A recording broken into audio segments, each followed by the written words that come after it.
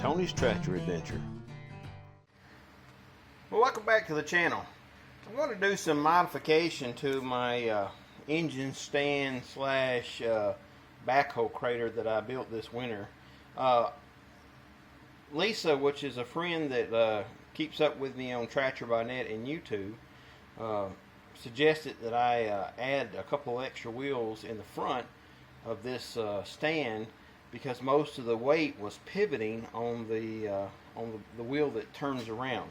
So what I've done, and you'll have to forgive me, I'm doing house cleaning today too. I've got this bar here. I want to clean this up and put these heavy metal casters, weld these to it, and then I'm going to weld the front, or those casters, to the front of this dolly, and then from there we'll be able to have a lot more stability for the backhoe. So let's get to it, and I'll let you see how it goes. First thing I'll do is take a little brake cleaner and wash this metal off here. And the reason I'm doing that is because this metal had a little bit of oil on it, so I don't want to clog my grinder up with dirt and stuff. So we'll go ahead and shine this up a little bit, weld these wheels on.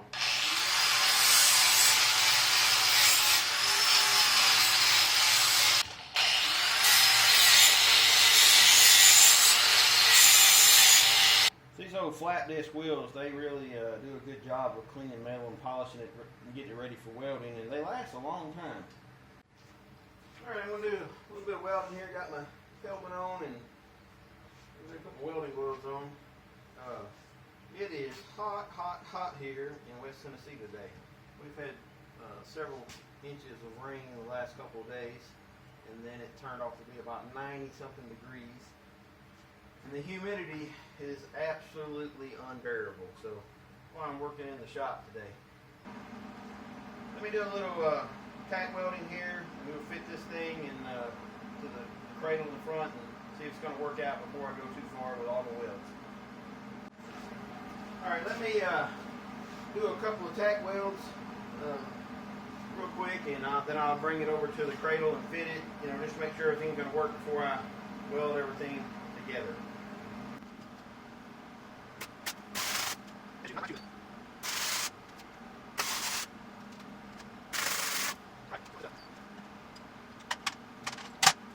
Alright, this is basically the principle of it. We'll clean this thing off, and then weld it onto the front, and then leave it on the ground like this, so when we weld it, the load will be transferred over to this piece. And that'll make it a lot more stable left and right. I like it.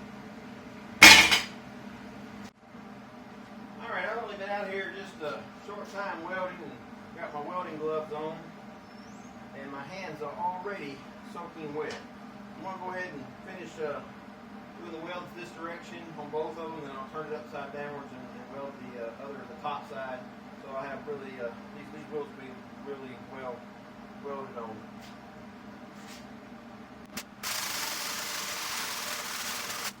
Well, that weld sucks,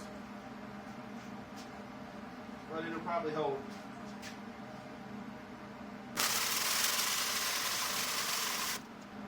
I believe that one might look a little better, not much.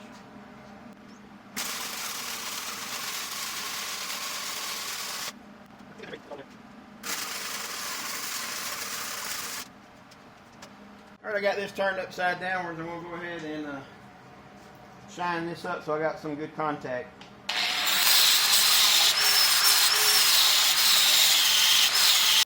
Alright, let's see if we can tack weld this thing on and kind of get it where we want it. I may put a little bit more pressure on the new wheels, just so that when the backhoe sets on it, it doesn't squat it near as bad as it could.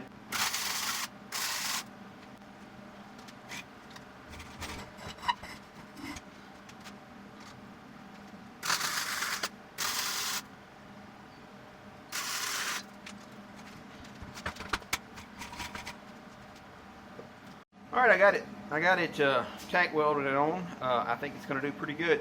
The middle wheel just barely touches the ground.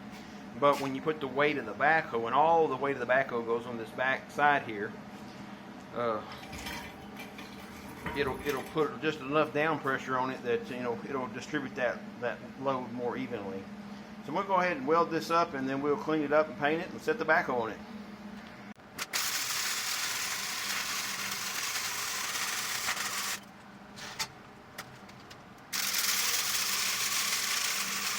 Well, there it is. I'm going to throw a coat of paint on it, and then I'll set the backhoe back on it and check it out.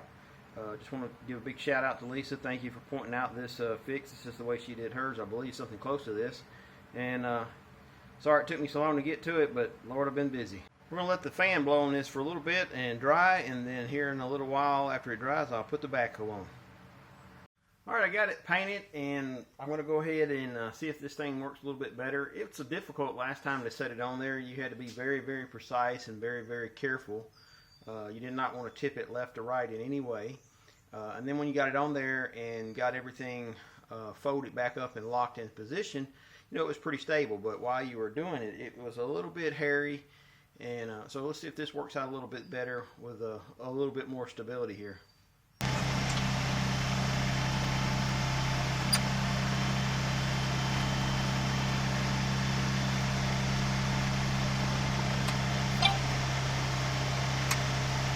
Normally when I was taking the backhoe off out in the, say, outside the yard, just going to set it down, I would take the bucket and put it way out further back from the tractor and then push down.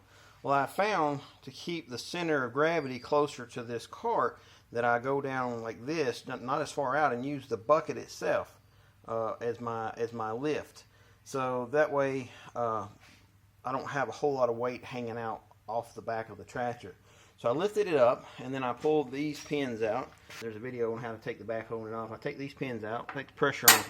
Now I'm going to set the outriggers out and take it off of the tractor, and then set it down on the cradle real gently as I pull the tractor away. I'll take the tractor and pull the tractor away just a few inches, and then but still have the hydraulics hooked up to it, and then I'll stow it on the stand. So let's see how this works.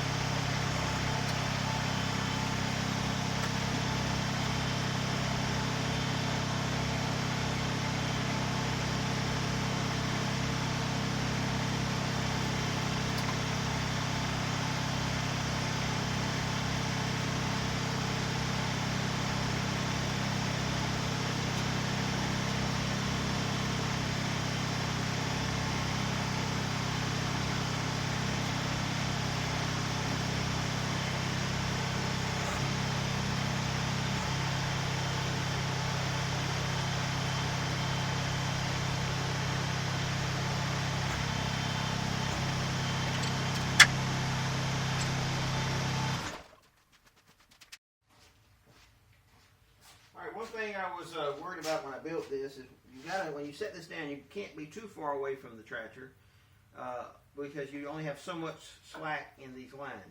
So we have got plenty of slack. I've got quite a bit of slack here. So now I can take these loose and move the tractor away and then stow this thing on a permanent basis.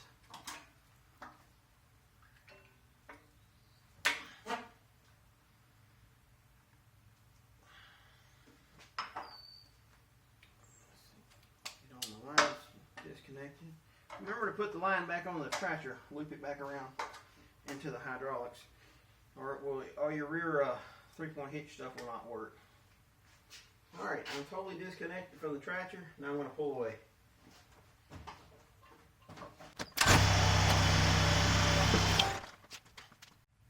Alright, I went ahead and put a strap across the back, and a little ratchet strap. Now this is not necessary. It definitely is not necessary.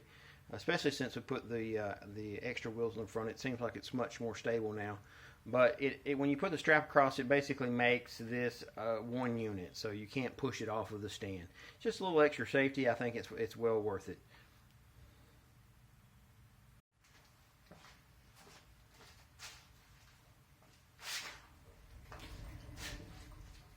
Getting the wheel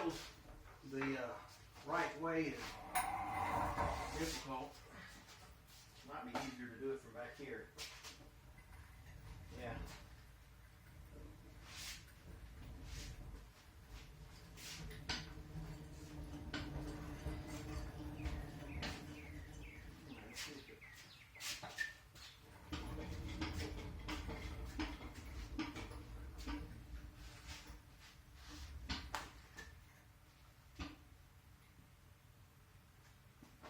Well, there you go. Now I kind of got the hang of it. It's probably better to push it around from this side.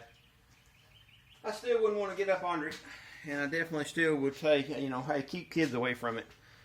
It would easily fall down and hurt somebody if they got out here playing and jumping on it.